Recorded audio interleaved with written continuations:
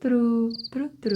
Estás escuchando Entre Grillos, análisis de noticias para entender mejor nuestra realidad. Yo soy Juan José Parcero, comenzamos.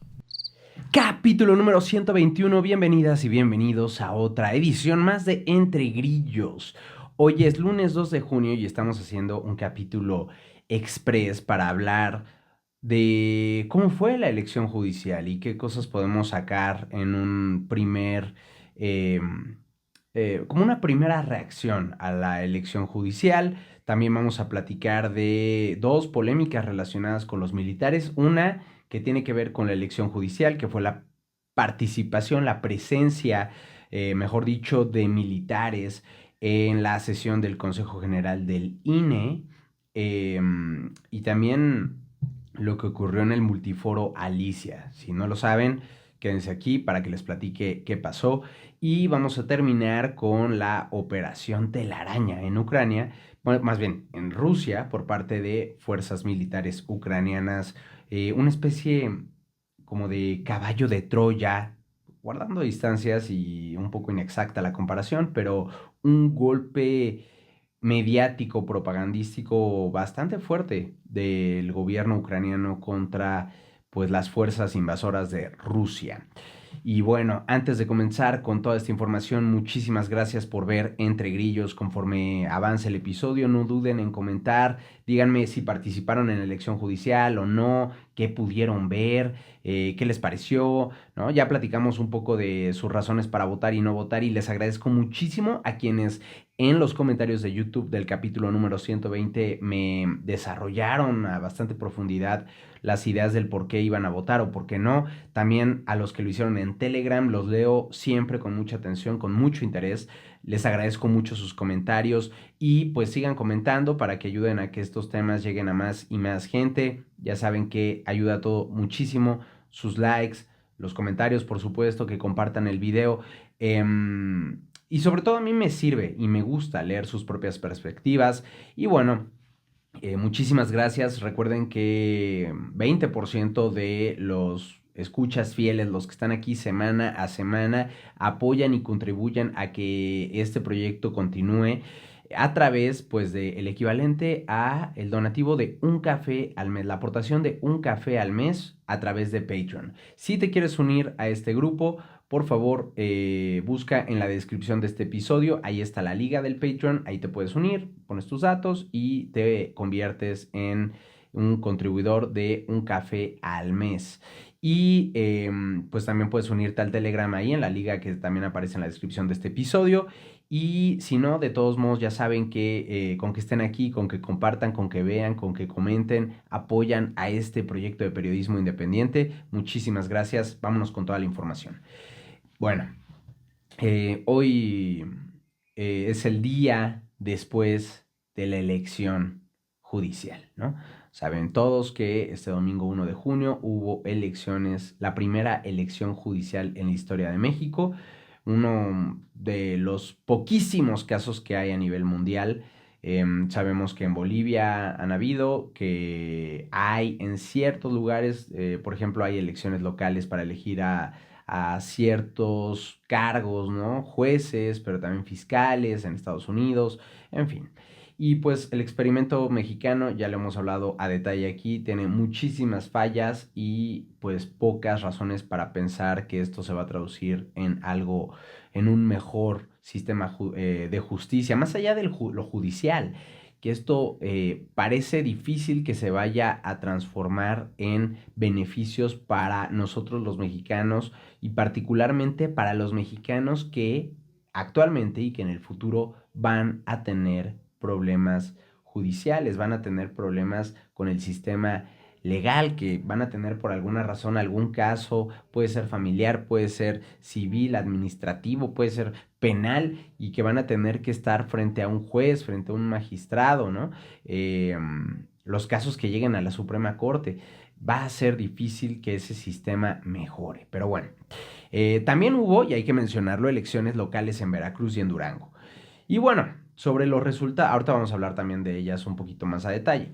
Sobre la elección judicial, pues ¿Qué pasa ahorita? Ya que ya pasó la elección. Por cierto, yo fui a votar. Aquí está mi dedo pintado. Les voy a adjuntar, si no me olvido, unas fotitos ahí. Y bueno, fue un proceso largo, ¿no? Fue un proceso largo la votación, pero ahorita de lo que sigue va a ser un proceso largo el saber quién ganó. Va a durar más de una semana para que sepamos los resultados, no va a haber idea clara de qué pasó hasta que pasen 10 días. Y más allá de eso, no va a haber idea clara de qué pasó porque no es como, ya lo hemos dicho aquí, no es como una elección normal, ¿no? Donde ganan los de verde o ganan los de azul o ganan los de amarillo, ¿no? O ganan los de rojo. Y dices, ah, no, bueno, pues los de rojo iban por hacer A, B, C, D. Y los de verde por, pues, lo opuesto, ¿no? No, aquí no. O sea, no son estas campañas donde hay promesas muy claras de qué van a hacer y qué no. Y que luego pueden hacer lo que se les pegue la gana, hacer otra cosa, lo que sea. Acá no. Acá no. Acá es pues llegan jueces y sí hubo promesas de campaña, pero lo hablamos, ¿no? Promesas muy vagas, promesas de, pues, ay, sí, voy a hacer que la justicia se acerque más a la gente. Que la justicia sea más rápida. Uy, ¿cómo? Que la justicia, que la tecnología entre en este tema de la justicia. Bueno, ok, vamos a ver cómo implementan esas cosas, pero en realidad va a ser muy difícil ver cambios sustanciales a nivel general. O sea, vamos a tener algunos indicadores, ¿no? ¿Cuántos casos hay pendientes contra cuántos casos se van a avanzar en los próximos años? Pero aún así, imagínense un escenario donde decimos, les voy a inventar un número porque no tengo ni idea, ¿no? Pero tenemos 100,000 casos pendientes a nivel nacional, ¿no? De casos que están ahí archivados, que no han avanzado desde hace años, no sé qué. Y de repente tienes que en 3 años de esos 100,000 casos bajaron a 15,000 casos, ¿no? Y podemos decir, ah, qué bruto, pues el nuevo sistema judicial, o sea, el nuevo poder judicial se está poniendo las pilas durísimo y está atendiendo los casos muy rápido. Pero igual nada nos garantiza que lo estén haciendo bien, ¿no? Que lo estén haciendo rápido no quiere decir que lo estén haciendo bien. Que estén metiendo a la gente a la cárcel, que haya más gente encarcelada, no quiere decir que lo estén haciendo mal.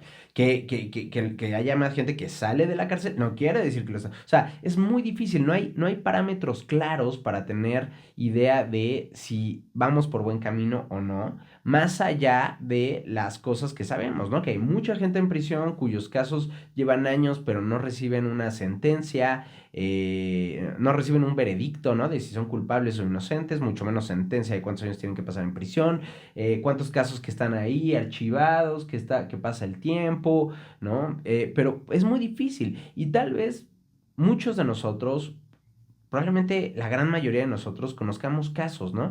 Casos de familiares o de amigos que pues ahí andan, ¿no? Sus casos que, no sé, que si una herencia que está ahí perdida en un juicio, que si a alguien le hicieron un fraude, que si, no sé, o sea, alguien, un familiar que acaba en prisión, que lo agarran indebidamente o no, tal. O sea, pero más allá de los casos cercanos que tengas, es muy difícil saber, ¿no? O sea, es muy difícil evaluar. Pero bueno, eh, obviamente todas estas cosas no se resuelven con la actual reforma judicial. Pero bueno, vamos a tener que esperar un largo plazo para ver cómo cambia esto, a pesar de que sepamos de antemano que va a ser muy difícil extrapolar, deducir si estos cambios son para bien o para mal.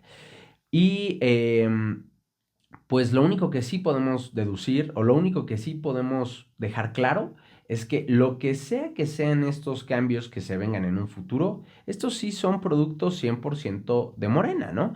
Porque pues tenemos una reforma judicial a la que llegamos porque pues principalmente, vaya, o sea, queda muy claro, López Obrador se peleó con el sistema judicial, con el poder judicial, perdón, luego de que le pararon sus megaproyectos y prometió quitarlos.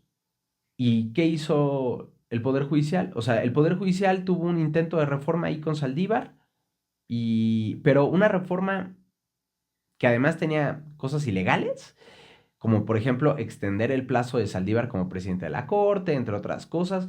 Y entonces el Poder Judicial dijo, no, o sea, no vamos a permitir que pase algo que está mal. Y como hubo esta negativa del Poder Judicial a jugarle al juego sucio a Morena, Morena dijo, entonces yo juego solito. La oposición también se negó a negociar y entonces terminamos con una reforma, bueno, que se fue casi casi en las elecciones del año pasado como referéndum, ¿no? Así de que si votan por Morena es para que pase la reforma judicial. ¿Y qué dijo la gente? Va, voy a votar por Morena y de paso apoyo la reforma judicial. Y una reforma judicial que tenía entre 60 y 70% de aprobación por sí sola. O sea, entre 60 y 70% de la población decía, sí, necesitamos cambiar al poder judicial, porque no funciona, ¿no? Claro que la opción que daba Morena puede ser peor. Pero la gente decía, pues sí, pero es que está mal el sistema judicial, hay que cambiarlo, ¿no? Bueno, ahí están las consecuencias. Entonces, se pasó esta reforma exclusivamente bajo los términos de Morena y sus amigos. Y aquí tenemos los resultados. Ahora, tuvimos una participación sumamente baja, una participación de el INE estima entre, ay, ¿por qué no tengo aquí la cifra? Entre 12.57 y 13.32%. Podemos redondearlo a 13%. De la cual, de ese 13%, o sea, de ese 100% que representa el 13% que votó, casi 11% fueron votos nulos y casi 12% fueron votos en blanco, ¿no? Entonces, básicamente la participación de gente que fue y apuntó nombres fue de un 10%. Es decir, había 99, casi 100 millones de personas que podían votar y poco menos de 10 millones son los que votamos para elegir al próximo Poder Judicial. Es una participación sumamente baja en la historia democrática de México, normal y entendible cuando, número uno, es la primera elección judicial, número dos, es normal que la participación baje cuando no es una elección presidencial.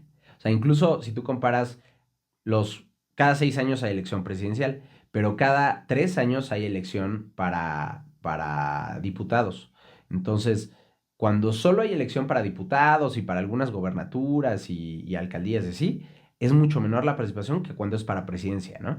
Entonces, obviamente la gente no sale tanto a votar en una elección donde no hay presidencia en juego, y menos en esta, ¿no? Donde tampoco había poder legislativo. Es la primera elección, fue una elección hecha con las patas, con una campaña muy chafa porque no había presupuesto. Vaya, a duras penas a mí me llegaron algunos volantes a mi casa de propuestas de candidatos locales y así, pero realmente en redes sociales jamás vi más que lo que se hacía viral porque era terrible, pero fuera de eso yo no vi realmente campañas que me salieran naturalmente por el algoritmo, ni mucho menos. Y era una elección también sumamente complicada, muchísimos candidatos, muchísimos puestos, puestos que no entiendo, diferencias de los puestos que tampoco, así que si juez mixto, o sea, yo no sé cuál es la diferencia entre un juez civil, un administrativo, un mixto, ¿no? Y era muy difícil que la gente tuviera idea de por qué estaba votando. Solamente para la Suprema Corte había, ¿qué? 64, creo, candidaturas para 9 puestos. Entonces, ¿cómo comparas entre todos? Un sistema terrible, terrible. Una de las muchas razones por las que se les dijo, no es buena idea que sea una elección por voto popular para elegir al Poder Judicial, pero bueno. Entonces, todo esto nos llevaba a que es natural que la participación fuera baja, sumamente baja, ¿no? Pero lo que sí es una realidad es que una participación sumamente baja, ¿no? En la que hacemos un ejercicio democrático, y aquí viene la gran ironía de todo esto, un ejercicio democrático para consumar un acto sumamente antidemocrático que consolida, ¿no?, la destrucción de los balances de poderes en México. Hoy por hoy ya no existe un balance, un contrabalance de poder en México, y con ello posiblemente estemos presenciando en tiempo real el comienzo de la muerte de la democracia en México. Claro, todavía falta en juego, hay cosas en juego, ¿no? Yo me niego a dar por muerta la democracia en México, pero sí creo que está en una situación sumamente delicada y donde en los próximos años podemos transicionar completamente a un régimen autoritario. Y ojo, recuerden, Rusia tiene elecciones, Venezuela tiene elecciones, Nicaragua, Cuba, y estos son ejemplos de países de una izquierda autoritaria, pero Rusia, por ejemplo, es una derecha autoritaria, o sea, no tiene nada que ver si es de izquierda o de derecha, es un régimen autoritario donde se hacen elecciones para legitimar al gobierno autoritario, pero en realidad la oposición no tiene ninguna chance de ganar las elecciones. Pues vamos que volamos para allá, ¿no? Vamos que volamos para allá y la segunda parte de las noticias de hoy nos recuerda lo militarizado que está el régimen en México. Y ojo con eso, porque tenemos un régimen militarizado, ¿no? Con una burocracia fuertemente militarizada, donde los militares están cada día más presentes en cosas que ni al caso con su labor original, con su razón de ser, y que además se está volviendo tremendamente autoritario. Bueno, eh, ¿qué nos espera? Ya les decía, ¿no? Incertidumbre en un ya de por sí podrido sistema de justicia en México. A ver qué tanto, y ojo aquí, esto es parte de lo que les decía de lo que puede ser el inicio de la muerte de la democracia en México. A ver qué tanto el gobierno, a ver qué tanto Claudia Sheinbaum, a ver qué tanto Morena y a ver qué tanto el INE quieren, deciden y aceptan replicar el porquerillero de elección que hicieron esta vez, ¿no? Unas elecciones donde no hubo en lo absoluto estándares que garantizaran la limpieza y la legitimidad de las elecciones, ¿no? Bajo este pretexto de que, ay, tenemos austeridad republicana, se le dio 10 pesos al INE para hacer la elección. 10 pesos que de hecho sí fue un montón de lana, ¿no? Se gastaron 13,000 millones de pesos, pero aún así es un presupuesto insuficiente para hacer de manera adecuada las elecciones. Con lo que, ya lo platicamos la vez pasada, bajaron mesas, o sea, hubo menos mesas para votar, no se contaron los votos, se contaron el número de votos, pero no se contó el voto por candidato en las casillas.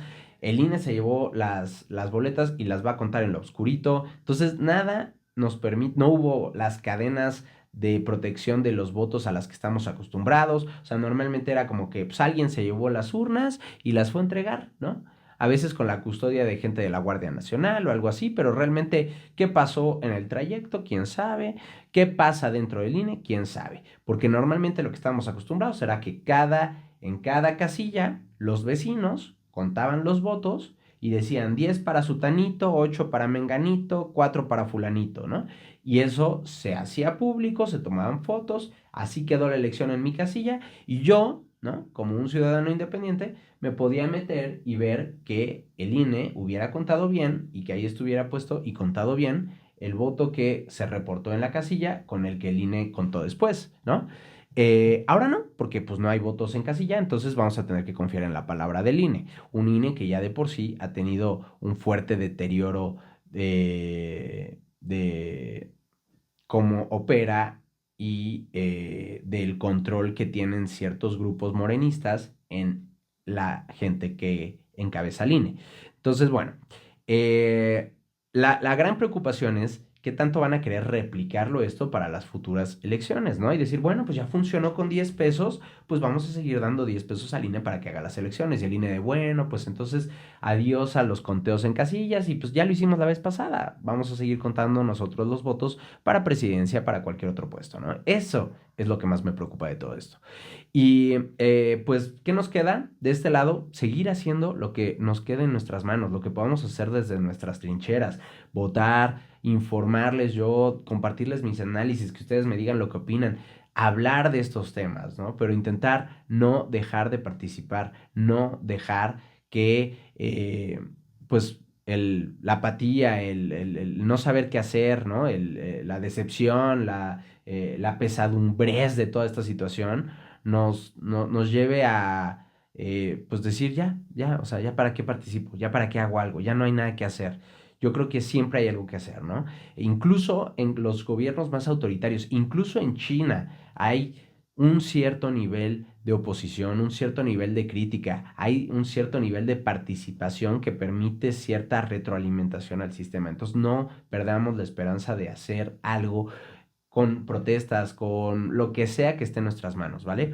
Eh, Para darles ya un poco más de información, no tanto análisis de mi parte, pues les decía, ¿no? Una participación de entre 12.5 y 13.3% de la población de 100 millones que podía votar. Eh, para hacernos una idea, por ejemplo, la revocación de mandato, que había tenido una participación muy baja, tuvo 17.8%, pero tiene que, o sea, no hay en este tema de comparar peras con peras y manzanas con manzanas, pues no es tan comparable esta elección con la pasada, ¿no? Por ejemplo, que eligieron a Sheinbaum. Pero sí te habla de que, pues, algo salió muy mal, ¿no? Independientemente que es la primera elección, la gente no votó por algo. Puedes darle la lectura de que, la gente no apoya tanto a Morena.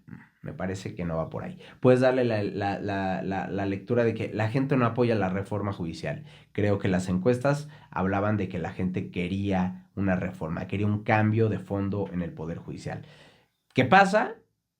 Creo que es la primera vez, que fue muy compleja, que no hubo la campaña que ha habido en otras elecciones y todo esto llevó a que la gente no votara, ¿no? Eh, Hubo algunos casos de inseguridad, 16 casillas no se instalaron por falta de seguridad, la mayoría en Chiapas, pero también hubo un caso en Michoacán y otro en Sinaloa.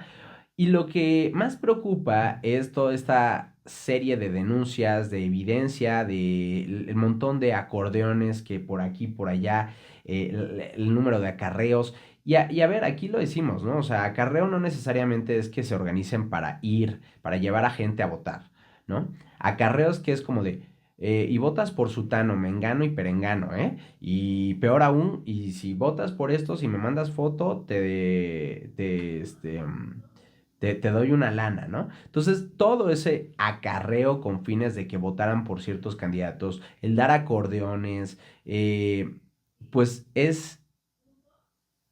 me parece que ilegal, ¿no? Y habla de lo tremendamente antidemocrático que fue este juego democrático, ¿no? Em, Llegaron boletas ya marcadas en Sinaloa, hubo al menos 11 casos en Chiapas también, en Puebla le robaron miles de boletas y las devolvieron ya marcadas, en Ciudad de México suspendieron votación en 8 casillas por violencia y destrucción de material, en la Cuauhtémoc, la Miguel Hidalgo y la Gustavo Amadero en Ciudad de México denunciaron acarreo y pase de lista, ¿no? Y bueno, en muchos lados la votación fue más tranquila. Y aquí, ojo, ¿no? Porque este tema del acordeón ha dado también mucho de qué hablar. Pero cualquiera de los que haya practicado para votar o haya ido a votar, pues sabemos que era imposible no votar si no llevabas apuntados por quién ibas a votar, ¿no? O sea, yo hice mi ejercicio, yo medio revisé los perfiles con la poca información que tenía, ¿no? Intenté como determinar quién me parecía mejor o peor opción y con base en eso escribí a los candidatos que iba. Porque igual y puedo decir, bueno, igual y para la Suprema Corte me aprendí los 9 nombres que yo quería para votar. Pero y luego para el Tribunal de Disciplina, y luego para el Tribunal Electoral, y luego para todos los demás puestos. Yo en mi caso voté por Tribunal de Disciplina, Tribunal Electoral, la Sala Superior del Tribunal Electoral, para la Suprema Corte, y los demás los anulé. Porque aunque tenía pensado de inicio votar por los candidatos del Poder Judicial, que cabe decir que no fueron candidatos del Poder Judicial, porque el Poder Judicial no mandó candidatos. El Poder Judicial tenía una lista de precandidatos que nunca definió, porque dijeron, esto está mal hecho, no vamos a participar en esto. Y entonces el Senado hizo una tómbola y de ahí agarró los perfiles que quedaron como candidatos del Poder Judicial, ¿no? Pero bueno, yo dije de entrada, pues mira, de los 3 tipos de candidatos que hay, pues mira, me voy mínimo por estos, que aunque no fueron elegidos por el Poder Judicial, pues al menos no son tan morenistas, ¿no? Y me fui para de ahí sacar por quienes iba a votar, pero tampoco podía arriesgarme yo a estar dando, hay que recordarlo, hubo muchísimos casos de gente con antecedentes penales que estaba como candidatas, con acusaciones graves, incluso había uno acusado de feminicidio, de intento de feminicidio, había otros de agresiones sexuales y de que muchísimas agresiones sexuales, no una.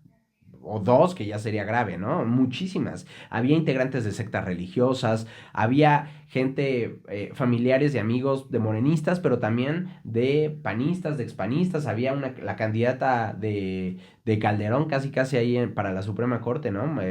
La que fue su fiscal, creo, no me acuerdo qué fue, Marisela.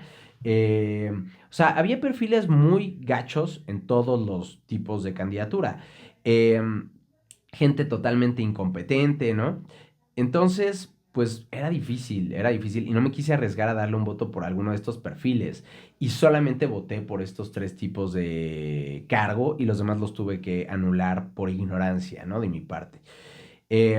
Recibí creo que 9 boletas, 8, 9 boletas, no sé cuántas boletas recibí, un montón de boletas, unas más grandes, unas más chiquitas, que no sé por qué el cambio en el tamaño. Pero además estoy seguro que recibí boletas para cargos que yo en la práctica que hice en la página del INE no me habían salido, ¿no? Entonces, incluso si hubiera preparado perfectamente, creo que estos no me hubieran aparecido, o sea, no hubiera sabido por quién votar de todos modos ahí. Pero bueno, normal que la gente llevara acordeones, ¿no? Lo malo es que estos acordeones fueran entregados por cierta gente. Y en mi caso, por ejemplo, no me tocó que me dieran acordón, sí me tocó que amigos me mandaron foto de que, mira nomás, o sea, de que iba caminando por ahí y, dame su acordeón para que pase a votar, joven, ¿no? Y sí me tocó que me pasaron dos chats de WhatsApp donde tú ponías tu sección electoral. Déjenme en los comentarios si les tocó que les dieran acordeón, que les llegara de alguna manera por quién votar o algo, ¿no? Y a mí me tocaron dos chats, ¿no? Que me mandaron así de que si quieres saber por quién votar, manda tu número de sección electoral. Y yo hice el ejercicio, me metí y aquí podemos ver justamente, les voy a poner aquí en pantalla cómo estuvo las recomendaciones, ¿no? Que me mandaron. Aquí pueden ver, por ejemplo, las recomendaciones que me dieron para el voto para ministras y ministros de la Suprema Corte, ¿no? Y aquí te decía directamente, pon estos números para mujeres y pon estos números para hombres. Y los números de mujeres son, ustedes me van a decir quién mandó quién está detrás de este chat. Lenia Batres, Yasmín Esquivel, Sara Irene Herrerías, Loreta Ortiz Alf y María Estela Ríos. De estos 5 nombres, 3 son las ministras que puso López Obrador, una es la que fue abogada de AMLO y Sara Irene Herrerías, no sé qué, pero pues seguramente también tiene sus vínculos con Morena, ¿no? Y acá entre los hombres está Hugo Aguilar Ortiz, Irving Espinosa, Giovanni Figueroa y Arístides Guerrero García, ¿no? Ahora, yo deduzco que esta lista, ¿no? Pues vino de Morena por los perfiles que recomiendan como para votar, ¿no? Pero bueno, ustedes díganme en los comentarios qué opinan. Dicho esto, podemos ir. Ahorita estoy grabando a las 10 de la mañana, 10:40 de la mañana, van el 52% de las actas computadas para la Suprema Corte y en este 52% ahí les va cómo va hasta ahora la elección. Lenia Batres, Yasmín Esquivel y Loreta Ortiz, las tres ministras que están intentando seguir en el puesto, van en los primeros lugares eh, y estaban en el acordeón que me mandaron, ¿no? Cuarto lugar va María Estela Ríos, también estaba en el acordeón. Quinto lugar, Sara Irene Herrerías, que también estaba en el acordeón. Perfecto. Sara Irene Herrerías le saca al menos 200,000 votos al sexto lugar, que es Natalia Telles. Yo les había dicho, por ejemplo, el caso de Jazmín Bonilla. Jazmín Bonilla, que me pareció un buen perfil, que estaba propuesta por los tres poderes. Pues lamentablemente Jazmín Bonilla está como en el lugar 11, así que no va a quedar ella. Y bueno, los candidatos hombres, ahí les va como va. En primer lugar va Hugo Aguilar, estaba en la lista del acordeón. En segundo lugar, Giovanni Figueroa estaba en la lista del acordeón. En tercer lugar, Irving Espinosa en la lista del acordeón. Y en cuarto lugar, y ahí es lo único que está diferente, Isaac de Paz González, que le está ganando al que está en quinto lugar, que es Arístides Guerrero García, que es el otro que estaba en el acordeón, ¿no? En este caso, Isaac de Paz le está ganando a Arístides por 50,000 votos, ¿no? Entonces sigue bastante cerrado. Y afortunadamente este sujeto César Mario Gutiérrez Priego, un candidato asqueroso, va en séptimo lugar. Entonces parece que va a estar difícil que... Ya está casi 200,000 votos abajo del quinto lugar, entonces parece que va a estar difícil que vaya a quedar en la corte. Pero bueno, ¿no? Prácticamente quienes quedaron, los que quien sea que está detrás de este acordeón, votó. O nos invitaba a votar, ¿no? Y en ese sentido, o sea, si suponemos que este acordeón viene de Morena, porque son perfiles principalmente morenistas, pues Morena va a tener control total de la Suprema Corte. ¿Quién puede regular a la Suprema Corte? El Tribunal de Disciplina. Y en este caso aquí les pongo las sugerencias en el acordeón que recibí, que son Eva Verónica de Gibbs, Indira García Pérez, Celia Maya, tres perfiles morenistas, Bernardo, bueno, Indira no sé, pero seguramente sí, Bernardo Batis, otro súper allegado a López Obrador, que además está ya bien viejito, no sé para qué compite para esto, y Rufino H. León, ¿no? Vamos a ver quiénes quedan en este tribunal de disciplina, pero ojo, porque ahorita no podemos saber cómo va la elección para ninguna de los otros puestos, porque lo que van a hacer es, primero van a contar todos los de la Suprema Corte, solamente los de la Suprema Corte. Se espera que el conteo de votos para la Suprema Corte termine mañana martes. Terminado este, se van con el Tribunal de Disciplina. Terminando este, se van por el Tribunal Electoral. Y así se van con todos los puestos, ¿no? Van uno a uno revisando los votos por tipo de cargo a los que van. Y así vamos a tardar alrededor de 10 días en saber el resultado de la elección. Y bueno, pues el domingo 15 de junio tenemos que ya tener los resultados finales porque se entregan las constancias, va a haber una segunda votación en 2027 para el resto de los puestos del Poder Judicial. Y les decía que también hubo elecciones locales en Veracruz, estaban votando por más de 200 alcaldías, entre otros puestos. Ahí Morena lleva una ventaja en 60 municipios, MC tiene como 40 y el PAN como 34, entonces está bastante dividido, o sea, PAN y MC juntos le ganarían a Morena, ¿no? Entonces Morena tiene una ventaja, pero es como la principal minoría, ¿no? En cuanto a alcaldías y así, no estamos hablando de Congreso. Y Durango también está muy dividido, está prácticamente dividido a partes iguales entre PAN-PRI, que ahí sí van en alianza, Morena y MC. Y bueno, les decía que llamó la atención la participación de un grupo de militares en el salón de sesiones en el Consejo General del INE, algo que Guadalupe Tadei salió a minimizar, dijo que era una cortesía, pero la realidad es que los militares no tienen por qué estar ahí. Los militares no tienen por qué estar ahí viendo lo que se discute en el Consejo General, que además es público, o sea, es más simbólico que estén ahí, ¿no? De decir, tenemos presencia ya hasta dentro del INE, ¿no? Y a mí me preocupa esto porque además ocurre algo la noche del viernes aquí en Ciudad de México. Militares y policías de Ciudad de México desalojaron el multiforo Alicia, un lugar donde se hacen eventos culturales, de música y demás, que está ubicado en Santa María la Ribera, en la delegación, en la alcaldía Cuauhtémoc, ¿no? En el corazón de la Ciudad de México.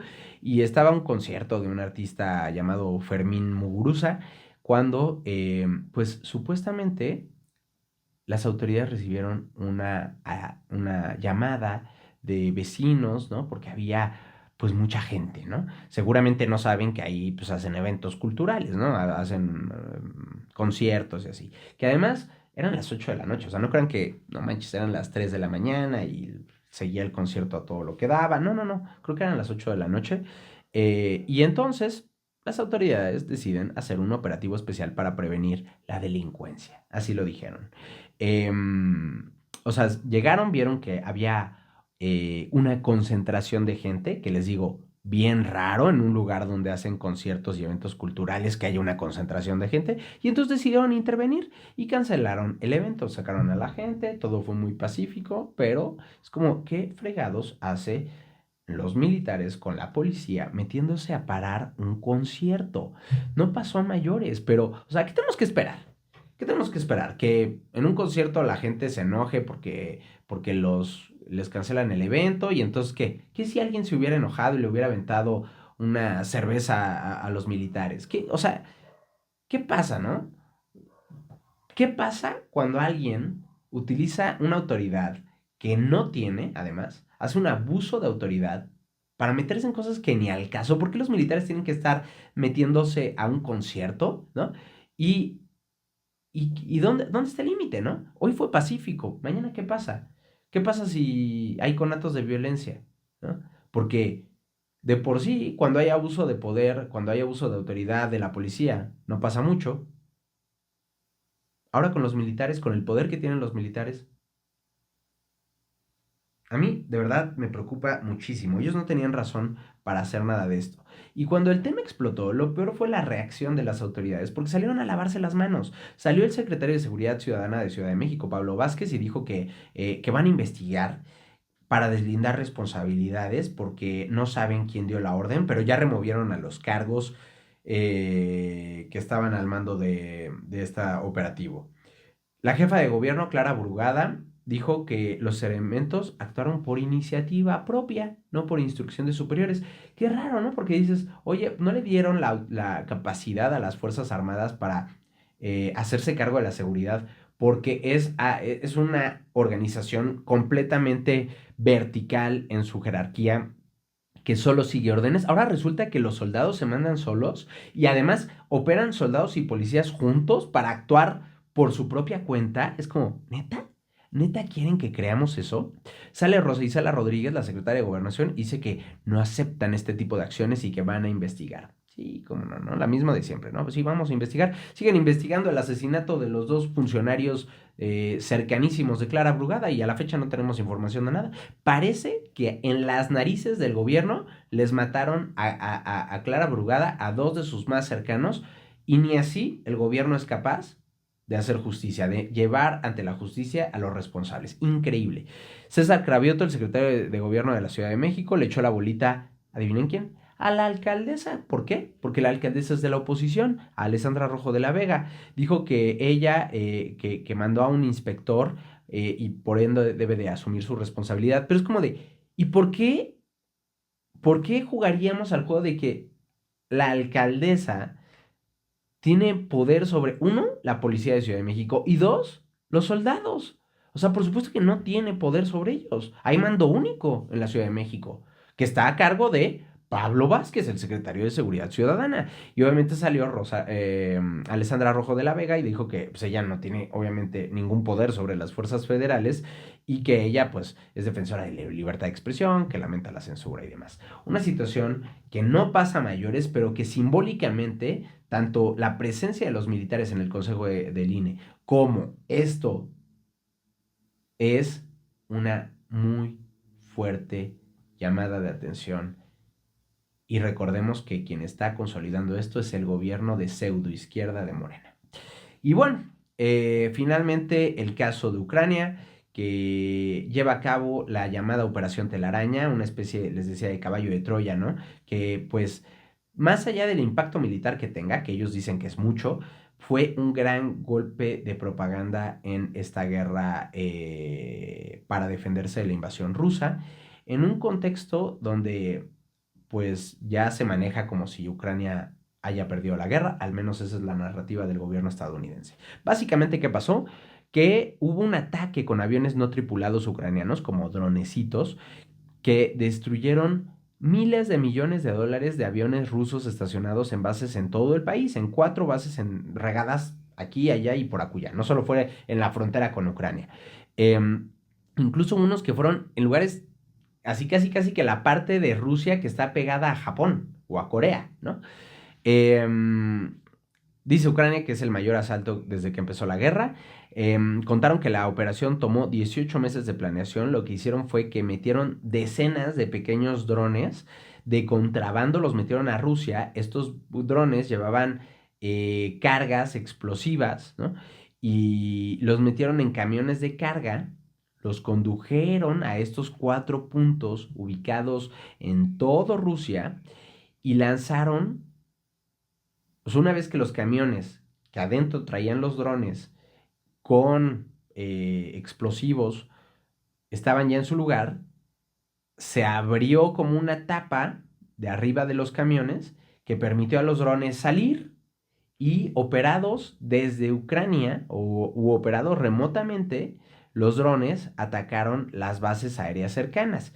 Las fuerzas de seguridad de Ucrania dicen que dañaron 41 aviones utilizados contra Ucrania. Todavía no está claro, no hay información oficial de parte de Rusia, pero entre los aviones que habían sido atacados se encontraban aviones de vigilancia A-50, los bombarderos supersónicos Tu-160 y Tu-22 y los enormes Tu-95, ¿no? Que fueron desarrollados para transportar bombas nucleares y ahora se utilizan para transportar misiles de crucero. Son bombarderos estratégicos, ¿no? Son capaces de lanzar ataques de largo alcance contra Ucrania o contra cualquier otro país. Y pues de acuerdo con un analista que apareció en televisión ucraniana, Rusia solo tiene 120 de estos aviones y Ucrania le había destruido o dañado al menos 41 de estos aviones, ¿no? Entonces, pues prácticamente uno de cada tres aviones de este tipo que tenía Rusia fueron alcanzados por el ataque ucraniano. Eh, el que pues más daño representa para la flota aérea rusa es el Tu-60, que es el bombardero supersónico, que es como un tipo de avión muy, muy, muy especial, muy caro, muy difícil de construir, ¿no? Es prácticamente imposible que en el mediano plazo Rusia vuelva a tener o reemplace estos aviones, de acuerdo con lo dicho por analistas militares, no lo digo yo. Y pues bueno, más allá del daño militar, del golpe a la fuerza militar rusa, pues también es lo que les decía, un fuerte mensaje a Rusia y sobre todo también a Trump, cuya administración se le ha pasado diciendo que pues tienen que negociar la paz porque Ucrania ya perdió la guerra. Y este es un recordatorio del gobierno ucraniano sobre los ases que tiene bajo la manga y cómo puede utilizar un tipo de guerra asimétrica, ¿no? Para golpear fuertemente a Rusia. Dicen que las pérdidas equivalen a $7,000 millones, no está claro esto. Difícilmente vamos a tener información que corrobore esta información porque Rusia difícilmente va a reconocer la magnitud del daño, pero fue un gran golpe propagandístico. Y así llegamos al final de este episodio. Si quieren de emoji pueden dejar avioncitos y pues les doy las gracias por estar aquí una semana más, por dar su tiempo para escuchar, para participar en este espacio de crítica independiente que intenta ser independiente a cualquier poder político o económico en un contexto donde es más necesario que nunca. Gracias a ustedes el canal sigue creciendo, gracias a sus apoyos, a sus likes, comentarios, a que lo comparten. Si les gusta el canal, pues ya saben, suscríbanse y pues infinitas gracias a nuestros Patreon que apoyan con el equivalente a un café al mes para que este proyecto continúe. También a los que forman parte de la comunidad en Telegram, si quieren unirse, los links están en la descripción de este episodio. Y pues gracias a nuestros Patreons que son Arturo Monedero, Sergio Estrada, Eduardo Farfán, Mónica Otero, José Corral, Daniel Santana, Leonel Quiñones, Ana Martínez, María Medina, Jaciel Lara, Arturo Flores, Ivana Cortés, Ailín Mendoza, Mariana Martínez, Isa Ripoll, David Ladrón de Guevara, Jackie Quiñones, Jorge Vargas, Diego Báez y Jesús Cuyoc. Muchísimas gracias, dejen sus preguntas, sus comentarios y este martes continuamos con la serie que debí de haber mandado este jueves de el análisis de los primeros 250 días del gobierno de Sheinbaum. No se lo pierdan, toca el tema de economía. Bye bye.